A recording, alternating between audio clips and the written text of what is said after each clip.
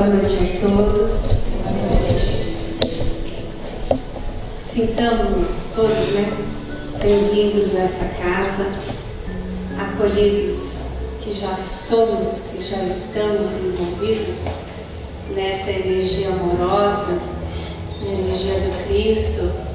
A música já nos colocando mais tranquilos, mais serenos, já nos preparando aqui para recebermos o alimento espiritual. Agradecidos aos nossos amigos de Rolândia que estão aqui, muito obrigada. Que todos tenhamos uma noite de muita paz, de muito conforto, de ânimo. E assim, mais uma vez nesta noite aqui reunidos com os nossos corações alegres, agradecidos, vamos colocar a nossa prece, entendendo que aqui a espiritualidade já preparou o ambiente, mas agora cabe a nós também a nossa tarefa de colocarmos a nossa energia também a serviço do Cristo, a serviço da nossa melhora íntima,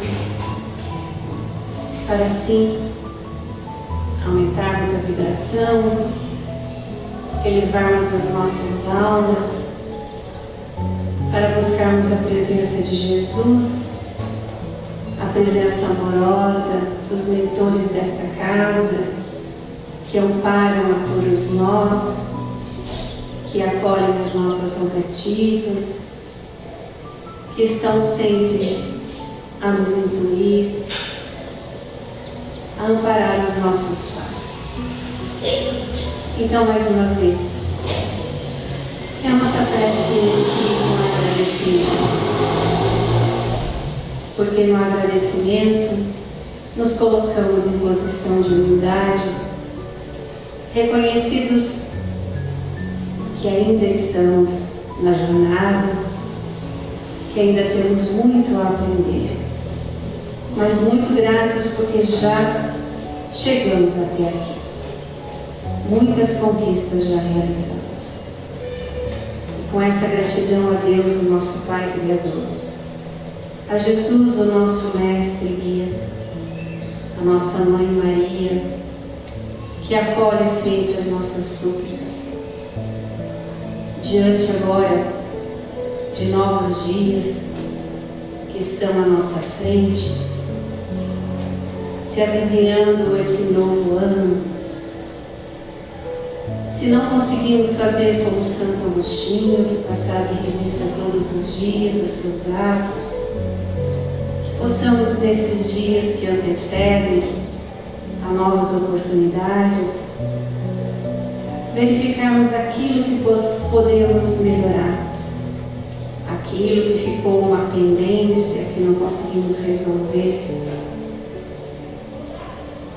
Se não estudamos muito, que possamos estudar um pouco mais.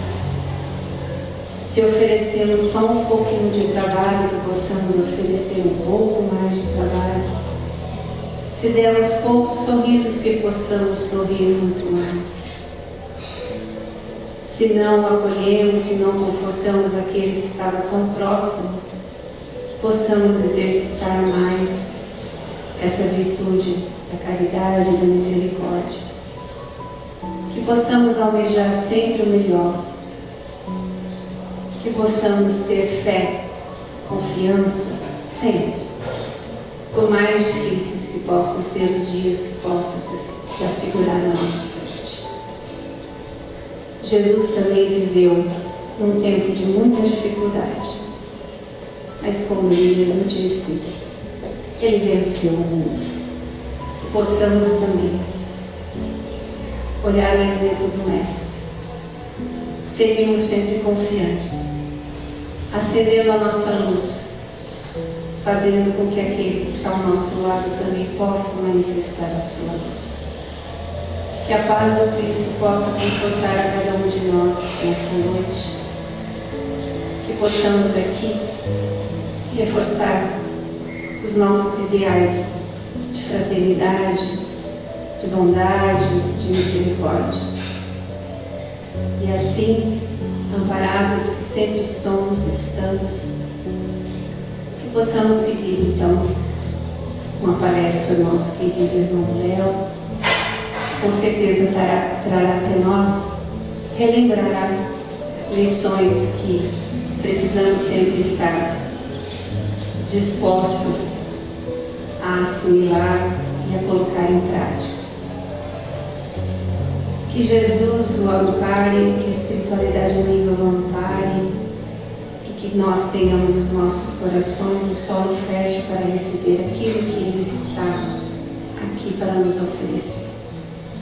Muita paz.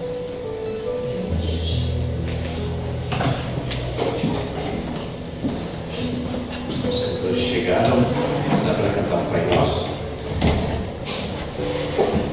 Serviu-se.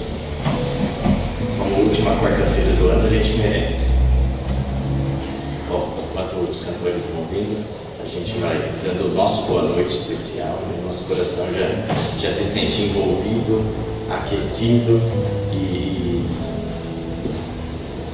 acolhido, né? Pela energia benfazeja dessa casa, onde a gente recicla as nossas energias para nos fortalecermos e caminharmos mais um tantinho. Pai nosso, que estais no céu,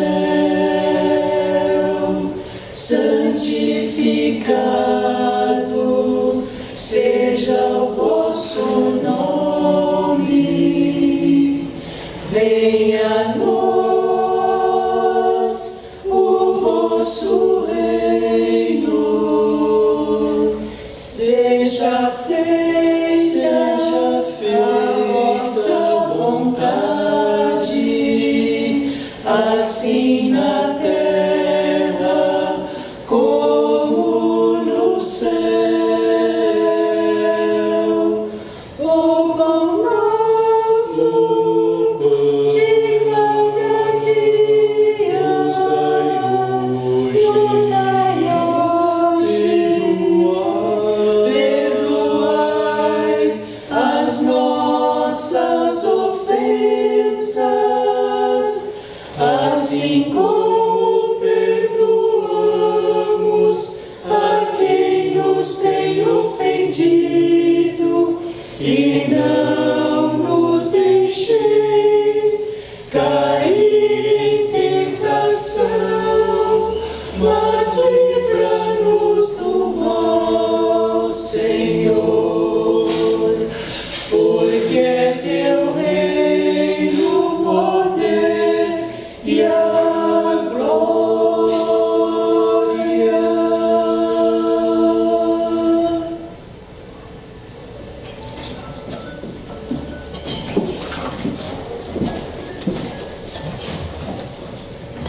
Nosso boa noite a todos e gratidão pela presença de todos, né, que é o que torna possível a existência de trabalhos como esse, que para que a gente se instrua e desenvolva a amorosidade, as nossas duas asas tão fundamentais para a gente, para o nosso avanço. O nome que eu dei para a nossa conversa de hoje é Destaques do Evangelho, para nos relacionarmos melhor conosco mesmos, né? Então, o quanto o Evangelho vem nos ajudando a não rejeitar, muitas vezes a gente rejeita tantas características nossas, combate, né? E o Evangelho vai nos ajudando a crescermos em entendimento, em conhecimento de nós e traçarmos uma rota, e que essa rota seja sempre no padrão de Jesus, né? Que é o que nos traz felicidade e nos traz paz. E eu gosto sempre de dizer, agradecer o convite para estar aqui, ocupando esse espaço de porta-voz de uma mensagem, de um estudo, e dizer que tem oradores que são convocados, né, convidados para esse trabalho por causa da sua eloquência, por causa da sua obra, e oradores que são convocados por causa da oportunidade de aprender. Então hoje é um orador dessa categoria de oportunidade de aprender. Agradeço muito a Ana e a casa por esse convite.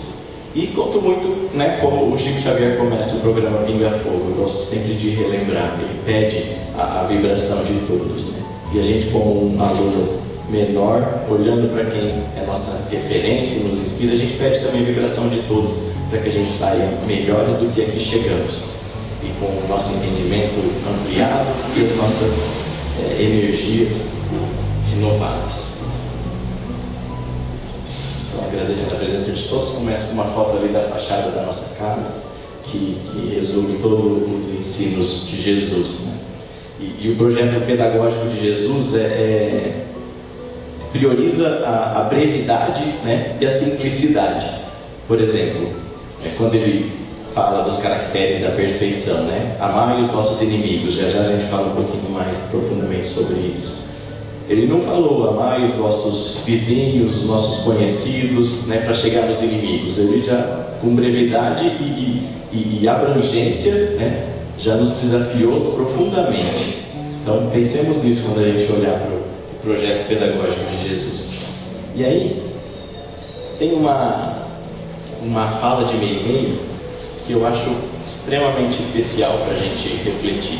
Ela diz que o pão nosso de cada dia não é somente o almoço, o jantar, o café e a merenda. É também a ideia, o sentimento, a palavra, a ação. Olha só como ela amplia para a gente o conceito do pão nosso, né, da nossa nutrição diária. E pensando em trazer um pão bom aqui para a gente, né, eu quero relembrar um poema que nós memorizamos quando garoto ainda, no nosso grupo de Teatro Evolução, por meio da doutora Lúcia, que nos conduzia na época. É um poema da Maria Dolores e discografia do Chico, um poema que está no livro Caminhos do Amor. Eu trouxe ele aqui, caso a memória não contribua, né? E daí eu peço desculpas para vocês e vou lê-lo, mas eu vou tentar declamar, né, com a memória do nosso tempo de teatro, nosso grupo de Teatro Evolução. E esse poema, de uma beleza, foquem no poema, tá? Não foquem no declamador. O poema é muito belo e ele traz para a gente um homem que, desencantado com a sua vida, vai buscar no suicídio a solução para suas dores. E de repente ele encontra na caridade, na possibilidade de ser uma contribuição para a vida alheia, ele encontra preenchimento para o seu vazio interior, né? E cumprindo os deveres de fraternidade, como diz a Joana de Ângeles, cumprindo os seus deveres de fraternidade, ele preenche os seus vazios existenciais e relega o suicídio, como diz Maria Dolores, às sombras do passado. O poema é lindo, chama-se Transformação. Desencantado quanto à própria vida, resolver agitado colocar todo o escrúpulo de lado e fazer-se suicida. Cair a noite, muito fria, e ele pensava: de que lhe valeria tanta posse que há muito desfrutava? De que lhe serviria a bela moradia, tomada de supremo reconforto, se trazia no peito um coração cansado e semi-morto? Vivia desgostoso e insatisfeito. A esposa o abandonara com sinais evidentes de loucura, e arrancara-lhe a filha, que lhe era tão cara, para o campo de sombras e de amargura. Dizendo adeus aos mimos familiares, deixou o próprio carro e demandou a rua, e seguiu sob a noite fria e escura, no intuito de alcançar a antiga ponte de seu conhecimento, que se erguia agora em desafio para a liquidação de todo o sofrimento ante a morte do rio. Não havia avançado muitos passos quando ouviu na calçada a voz de pobre mãe agoniada: Senhor, salve meu filho, por amor a Jesus eu lhe rogo socorro. Parou, vendo a mulher e a criança doente, tendo a pedra por leito, a marquise por fogo. Tateou o pequeno, que lhe enviava um olhar quase sem brilho, e entendeu, num instante, o menino lutava contra a própria morte, sob a pneumonia fulminante. Cedeu farta moeda mãe aflita, e depois de chamar um táxi vizinho, instalou mãe e filho com carinho no carro que os levasse até o próximo hospital. Que lhe importava agora o ouro da carteira, se admitia estar na hora derradeira? Não dera muitos passos, encontrou um ancião deitado a um canto, a lhe pedir com voz recortada de pranto: uma esmola, Senhor, um café que me aqueça. Deus me dará em dobro o bem que me fizer. Cedeu ao pedinte uma certa quantia e ao notar-lhe a alegria, indagou espontâneo: o senhor tem família? E o velhinho falou, com um olhar vago e incomum: esse luxo, hoje em dia, não me cabe. Não sei se o senhor sabe, um mendigo não tem parente algum. E pondo-se de pé, a erguer-se devagar, arrastou-se pensando no café, à procura de um bar. O nosso companheiro continuou a caminhar. Surgia-lhe a ponte à vista, mas na parte de cima havia muita gente dedicada ao lazer. E ele, surpreendido e descontente, ágil pôs-se a descer, buscando a solidão das grandes águas, para a extinção de suas próprias mágoas. Mas nisso foi detido por um colega conhecido que lhe indagou com gentileza: amigo, mais prudência, há sob a ponte enorme delinquência. Dizem que aí por baixo há cenas revoltantes de foragidos e assaltantes. E sei que sob a guarda de uma bruxa moram juntos aí 2 terríveis bandidos claramente escondidos. O interpelado agradeceu e disfarçou, dizendo estar ali somente à procura de um parente. Atingindo, porém, o local que buscava, viu pobres mães ao seio aconchegando, criancinhas em bando, a chorarem de frio. Já não mais contemplou a vastidão do rio e passou a estudar o apoio que lhes era necessário. Examinando o ambiente, divisou de repente um pequeno recanto solitário, qual barraca formada de improviso. Avançou para lá, mas tristonha senhora disse-lhe em alta voz: Senhor, não se aproxime. E ele obtemperou: corre-se aqui o risco de algum crime? A velhinha, no entanto, respondeu: não, Senhor, é que eu tenho comigo aqui 2 filhos leprosos, que somente avisá-lo. O Senhor, no entretanto, pode vê-los. Ele fitou os jovens deformados, feridas em sangue entre os cabelos, pele em chaga, magras mãos, a sorrirem na prova que sem dedo os feria, demonstrando de certo a valorização da própria vida no fel do dia a dia. Ah, refletiu, seriam esses os estranhos segredos que se ocultavam sob a ponte antiga, sob os cuidados da mendiga? Ao sentir de tão perto o sofrimento, mudou-se-lhe de chofre o pensamento. Medita sobre a angústia que o invade. Por que morrer, chorando a esposa e a filha, se as 2 apenas lhe pediam liberdade? Por que aniquilar-se inutilmente, se podia amparar a tanta gente? Por que menosprezar a vida alheia? Então, ajoelhou-se sobre a areia, orando a soluçar.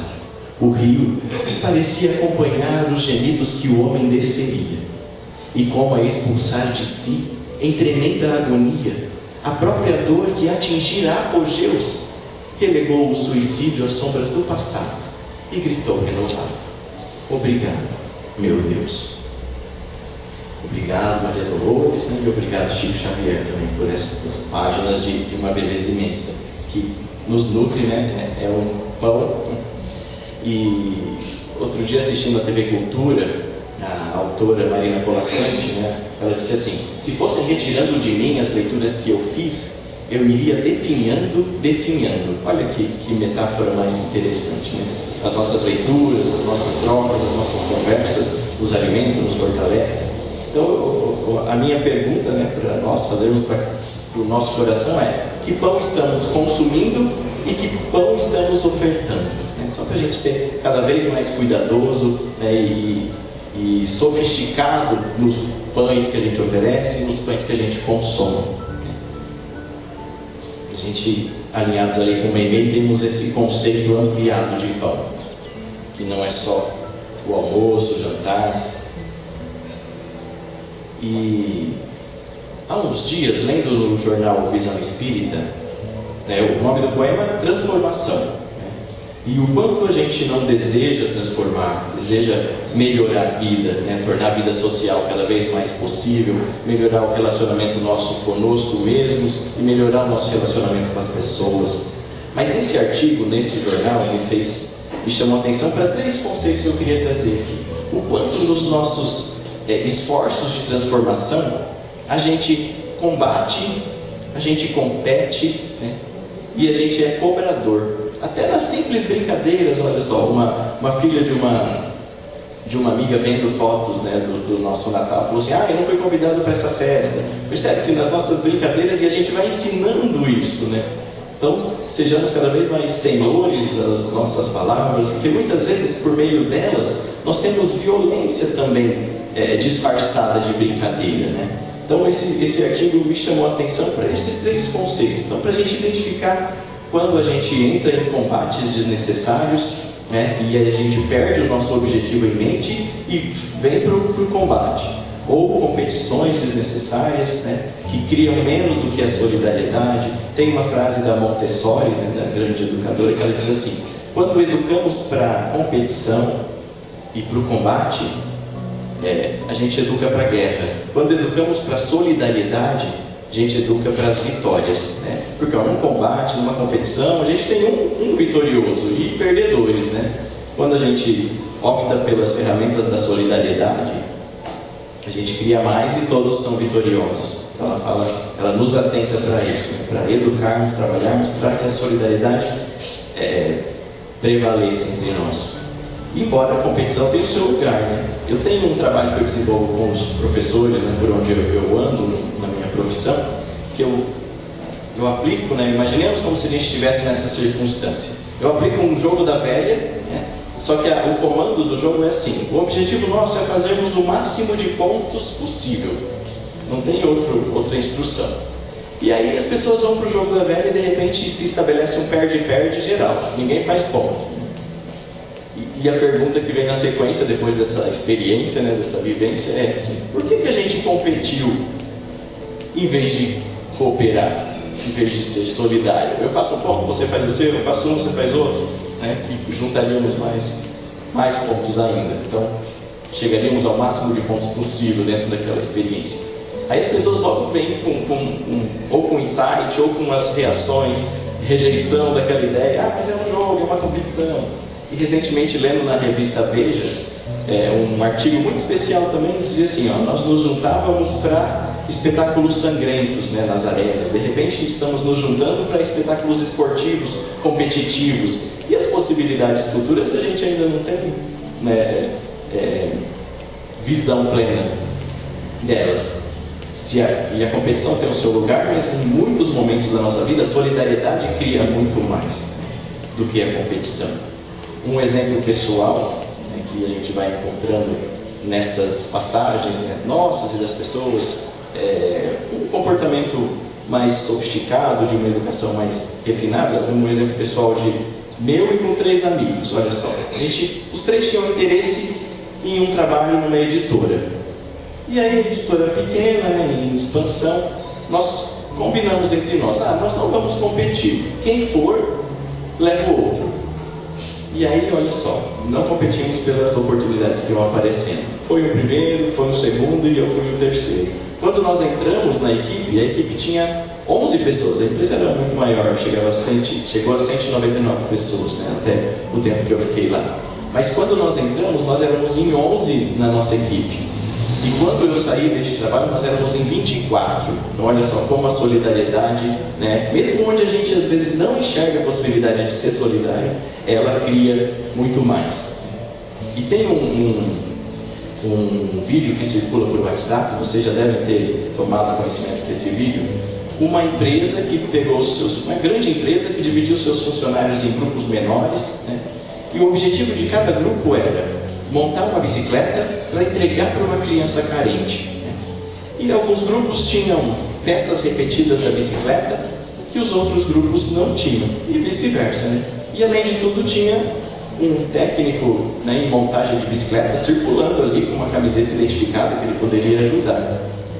Quando o grupo maior foi dividido em grupos menores, a competição, né, o combate veio, né, tão instintivamente, aflorou nas pessoas, que nenhum grupo conseguiu alcançar os seus objetivos.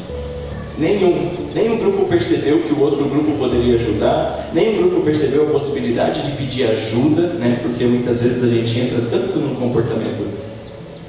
Embora isso, a gente encontra muitas lógicas, né, para esse comportamento, que a gente vê de histórias de guerras, né? Olha para a nossa história, olha para o ensino de história escolar, como ele é recheado de guerras, né? Então a gente é combatente porque a gente tem que viver, é estar no combate, né? Então esses grupos, voltando lá na situação da montagem da bicicleta, nenhum grupo conseguiu alcançar o seu objetivo, montar a bicicleta e entregar para a criança carente.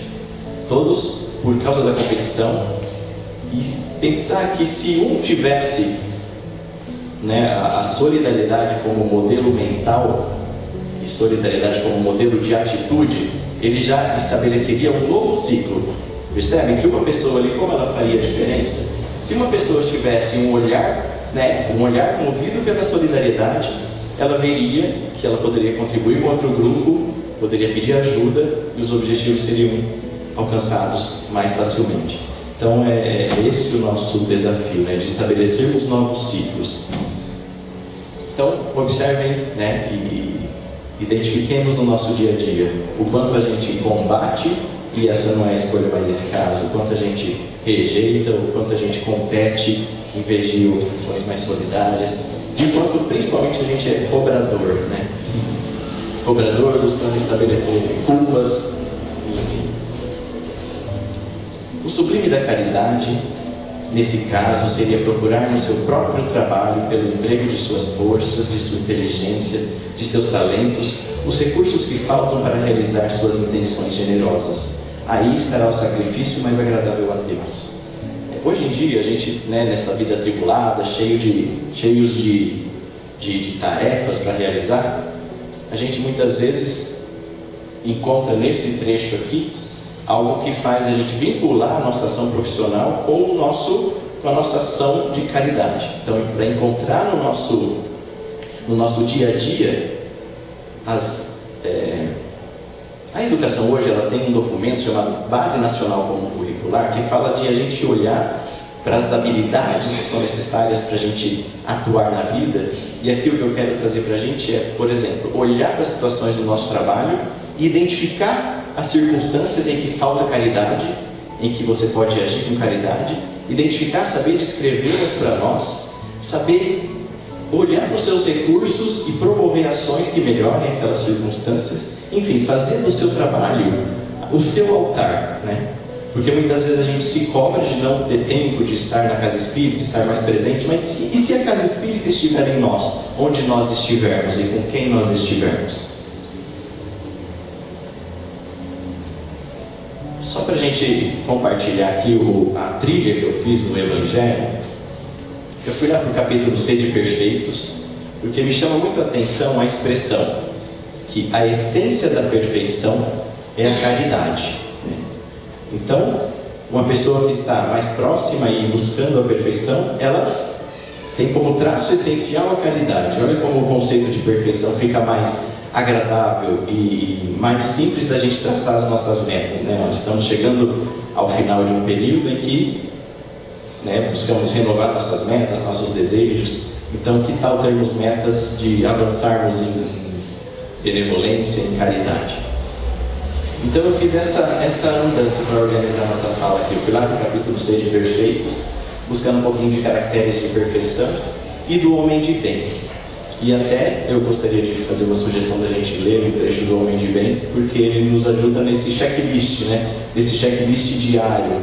Eu até estava pensando em desenvolver algo para as redes sociais da casa, Ana, em que a gente tenha no homem de bem esse transpor, né, o capítulo, o texto do homem de bem para um checklist, para a gente ter ele mais fácil e consumi-lo mais facilmente. Então, caracteres da perfeição, né, o homem de bem. Depois a gente refletiu um pouquinho sobre a nova era, né, e o Evangelho traz as contribuições de Jesus. E outro dia nós conversávamos entre amigos da casa o quanto a gente precisa, né, com os ensinos de Jesus, avançar tal qual a gente já avançou com os de Moisés, mas a gente encontra nos ensinos de Jesus ainda tanta urgência, né, e necessidade de a gente trazê-los para o nosso dia a dia. Então, a gente avançar. E finalizar com deixar que venham as minhas criancinhas, por quê? Né? Caracteres da perfeição, e finalizando com deixar que venham as minhas criancinhas, onde Jesus fala da nossa infância moral. E buscando no livro Fonte Viva, contribuições de Emmanuel, todos fazem alguma coisa na vida humana, mas raros não voltam à carne para desfazer quanto fizeram. Falando um pouquinho, né, do relacional, o nome do nosso bate-papo aqui, nos relacionarmos melhor conosco mesmos, né? E para a gente se relacionar conosco mesmos, a autorresponsabilidade é algo que a gente precisa estar com a autorresponsabilidade ali focada, como uma de nossas metas. Somente constrói sem necessidade de reparação ou corrigenda aquele que se inspira no padrão de Jesus para criar o bem. Em todos os passos do Divino Mestre, vemo-lo na ação incessante em favor do indivíduo e da coletividade. Agir para a felicidade comum, na linha infinita dos teus dias e das tuas horas. Falando de felicidade comum, olha só que beleza esse trecho aqui. A beneficência, do capítulo 13º. A beneficência, meus amigos, vos dará nesse mundo as mais puras e as mais doces alegrias, as alegrias do coração, que não são perturbadas nem pelo remorso, nem pela indiferença. Ó, pudesseis compreender tudo que encerra de grande e de suave a generosidade das belas almas, esse sentimento que faz com que se olhe outrem com o mesmo olhar com o qual se olha a si mesmo, que se desnuda com alegria para vestir seu irmão. Pudesseis, meus amigos, não ter mais doce ocupação que a de fazer os outros felizes. Autorresponsabilidade, educação, né? Hoje a educação escolar fala de habilidades cognitivas, habilidades sociais, e eu conto os dias para a gente falar mais fortemente de habilidades morais, né? Então, para a gente falar na educação escolar de habilidades morais. Autorresponsabilidade, maturidade emocional. Tem uma história que o Divaldo nos conta de Licurgo, em que ele é convocado para falar sobre educação. E ele diz assim: eu preciso de 6 meses. E o pessoal estranha, né? Porque ele está acostumado a falar de improviso, e ele pede 6 meses. Aí, mas ok, né? Confiaram, deram 6 meses. Passados 6 meses, ele foi falar sobre educação para o pessoal. E aquela plateia, né, lotada. Ele chega e pede para um servo trazer uma grade com um cão e uma grade com uma lebre, né? Uma gaiola. E aí solta a lebre, solta o cão. O cão estraçalha a lebre, aquele espetáculo horrendo, todo mundo né, tem aquelas reações, e ele em silêncio. Na sequência ele pede para soltar o outro cão e a outra lebre. O cão alcança a lebre e os dois começam a conviver gentilmente, né? Uma vida social ali agradável e cada vez mais possível. E aí o Licurgo, com brevidade, diz: o que vocês acabaram de assistir é o resultado da educação. Ambos os cães, ambas as lebres, são filhas da mesma matriz. O que diferenciou os dois foi a educação. Então, né, quanto a gente precisa de educar para autorresponsabilidade, educar para maturidade emocional, né? Tem uma live do Sandro Klinger, né, que é um psiquiatra, espírita, que contribui muito com a gente também na internet, que ele fala sobre maturidade emocional, vale muito a pena. Deixo aqui uma curadoria, né, que a gente precisa ser curador também, né, dessas de pães aí que nos nutrem. Então, autorresponsabilidade, maturidade emocional, né, que o quanto a gente precisa disso para estarmos melhor na vida, nos relacionando melhor conosco mesmos, para nos relacionarmos melhor com as pessoas. E aí a gente partimos, né, daquele poema de Maria Dolores, psicografia do Chico Xavier, em que um quase suicida, né, encontra nos deveres de fraternidade alimento e sentido para a sua vida e alegria de viver. E aí a gente começa a se perguntar, né, por que o socorro do alto, dos anjos, não é mais contundente, não é mais evidente na nossa vida? E aí, falando de autorresponsabilidade, eu gostaria de trazer essa questão 501 do Livro dos Espíritos para nós lermos juntos. Por que é oculta a ação dos Espíritos sobre a nossa existência e por que, quando nos protegem, não o fazem de modo ostensivo? se vos fosse dado contar que sempre a ação deles, se vos fosse dado contar sempre com a ação deles, não obraríeis por vós mesmos, o vosso espírito não obraria por vós mesmos, e o vosso espírito não progrediria. Olha só, estamos falando da autorresponsabilidade, né? Então, até nesse limite, né, de ajuda dos espíritos está a misericórdia e o cuidado conosco. Para que este possa adiantar-se, né, do nosso espírito, precisa de experiência, adquirindo-a frequentemente à sua custa. É necessário que exercite suas forças, sendo que seria como a criança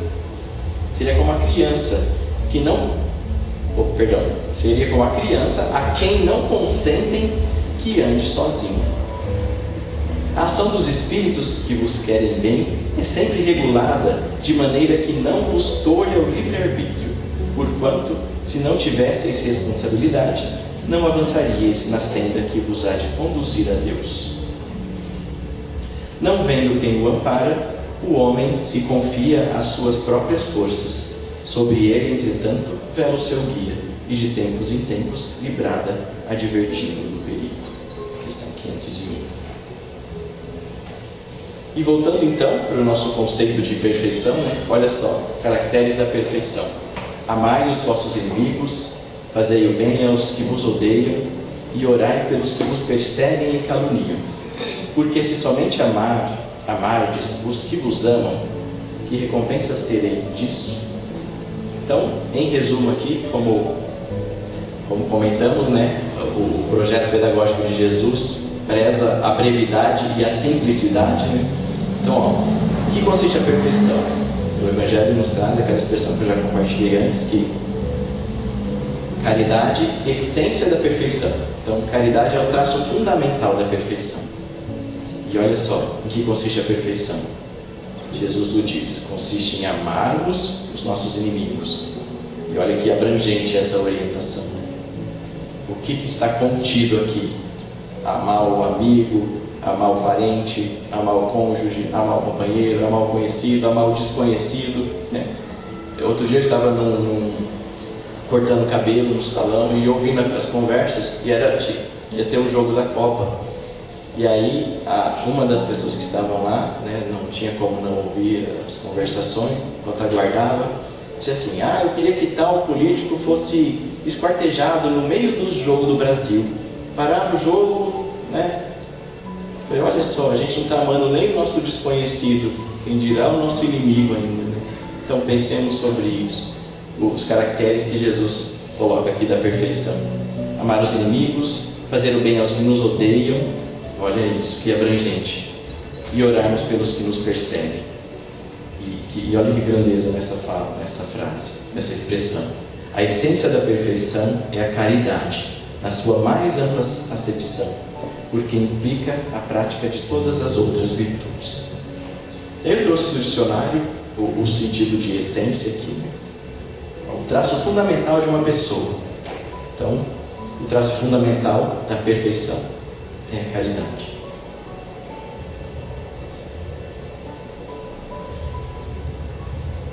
E observemos os caridosos, né? Eles trazem a energia fulgurante, né, de quem edifica o reino de Deus em si.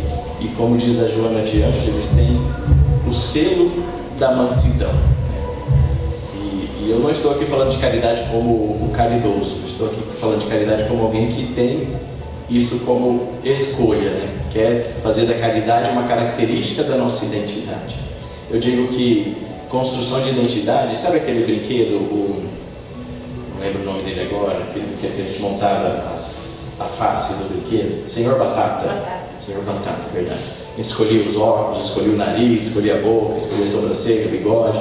Então, escolher as características da nossa identidade é semelhante a esse brinquedo, né? E a caridade que a gente escolha como uma característica nossa, porque ela nos faz avançar em perfeição. E outro dia eu vi um dado que nós brasileiros estamos demorando 84 horas por ano, né? É uma estatística que a gente demora 84 horas por ano escolhendo filmes, escolhendo livros, escolhendo o que consumir. Então eu quero muito trazer aqui para a gente essa atitude de sermos curadores de histórias que espiritualizam a nossa vida. Assim como o Miguel, aqui, nosso amigo, o Dr. José Antônio, fizeram aquela curadoria no livro Acervo de Luz, né? Que tal nós sermos o acervo de luz por aí, ambulante, levando histórias que inspiram, levando histórias simples do nosso cotidiano que revelam caridade, né? Olha só uma história simples de um parque de diversões que eu ouvi outro dia. Disse que a mãe ia entrando com a filha num passeio do brinquedo, e o passeio demorava 20 minutos e a filha estava com sorvete e não poderia entrar com sorvete. Aí a atendente do parque, muito interessada pela experiência de todos ali, que a alegria fosse intacta, fosse ali intocável, né, para todos que estivessem ali no ambiente, ela diz assim: deixa eu ficar com o seu sorvete, eu seguro até você sair. E a mãe conseguiu então que a criança parasse de chorar e ela guardou o sorvete. Então a mãe pensou: resolveu o meu problema a curto prazo, né? Mas no longo prazo não vai resolver, né? Pois quando o brinquedo terminou e a mãe e a filha saindo do brinquedo, essa funcionária chega com o sorvete: guardei para você. Foi buscar o sorvete, né? Então que o nosso dia a dia, que a gente seja esse curador de histórias simples, singelas, né? E grandiosas, né? Que nos inspiram e que vão espiritualizando a nossa vida, vão aumentando a nossa esperança, aumentando a nossa confiança no outro, nas pessoas, né? Eu estava preparando meu cartão de final de ano, daí eu coloquei assim: que a gente tenha muito rendimento no bem, né? Uma expressão que o Divaldo usa, muito rendimento no bem, para que o nosso coração se preencha de ternura. Era assim, era um ciclo, tá, gente? Então, muito rendimento no bem, para que o nosso coração se preencha de ternura, para que a gente eleve o nível de confiança entre as pessoas, porque muitas vezes no nosso dia a dia a gente está com um nível de confiança baixo, né? E isso traz um cansaço, traz uma exaustão para a gente. Quando a gente confia, tudo acelera, né? Tudo fica melhor. Então, rendimento no bem. Eu deixo aqui já o meu cartão de Feliz Ano Novo para a gente, tá? Rendimento no bem. Qual que é o outro mesmo? Ternura no coração, né? Rendendo no bem, o coração se enche de ternura. O coração se enchendo de ternura, a gente se relaciona melhor e a confiança aumenta. E a vida social, né? Nossa vida, as nossas vitórias pessoais acontecem se a gente se enche de confiança e ternura, e as nossas vitórias sociais acontecem. Então, rendimento no bem, ternura no coração, vida social melhorada e confiança elevada e vida social melhorada. Esse é o meu cartão de Feliz Ano Novo para a gente. E já agradecendo, né, o checklist do Homem de Bem, eu ia sugerir que a gente lesse juntos aqui, mas eu só deixo a sugestão de lermos o Homem de Bem, principalmente para renovarmos as nossas metas para 2023. Né? Eu acho que é uma fonte muito preciosa para a gente se inspirar para as nossas metas morais. E agradecendo, termino com essa fala do Chico: enquanto não trouxer Jesus no coração, o homem não saberá o que fazer de si mesmo. Muito obrigado pela atenção carinhosa. Eu não vou falar muito, porque é sempre ficar com a gente essas palavras, para a gente não perder. Eu só ouvi uma expressão só para dizer que eu não sabia que a palavra decorar, sabe, Léo sabe, você é professor, que nós possamos decorar essa palestra do Léo, porque o decorar é levar dentro do teu coração a experiência, aquilo que você ouviu. Então, que a gente possa decorar essa sua palestra, levar os nossos... decorar Jesus. Obrigada, que Deus o abençoe, que te doe oportunidades de crescimento sempre, que você possa voltar mais vezes à nossa casa, à sua casa, e possamos então continuar agora nessa vibração amorosa da segunda parte, para os passes, aqueles que se sintam bem para aplicarem o passe, por favor, se dirigam à sala de passes.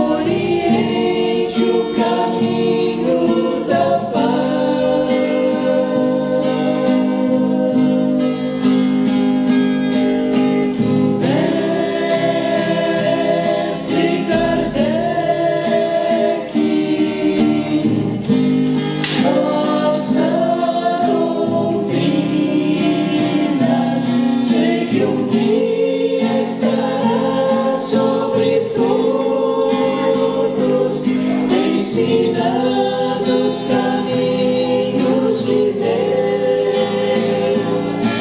Esse dia terei a certeza que o mundo enfim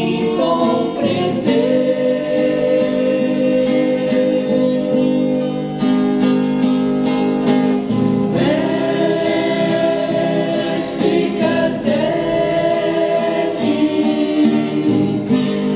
nossa doutrina.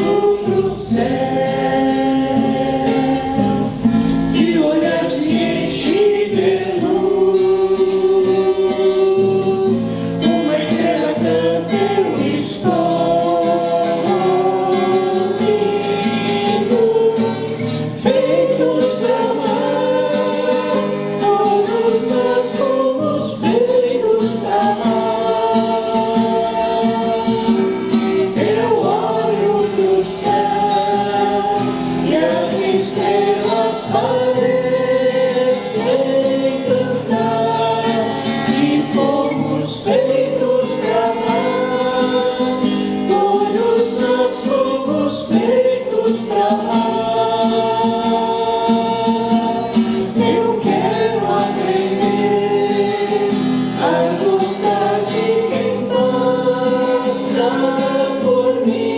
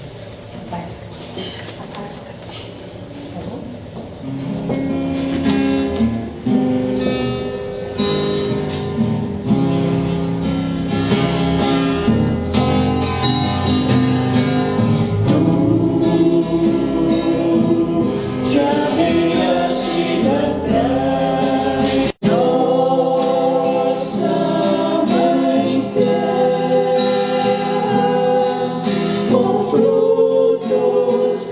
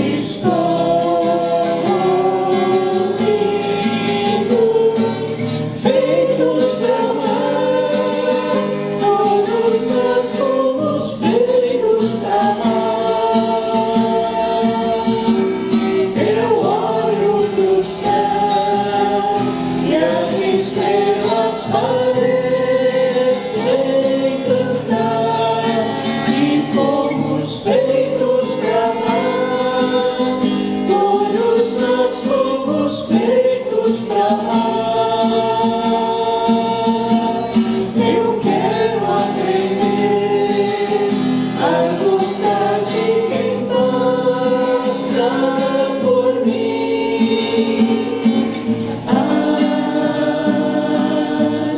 Tá na companhia do sol, tá na companhia do irmão, tá no voo leve do avião partindo. Vai toda a gente olhando pro céu.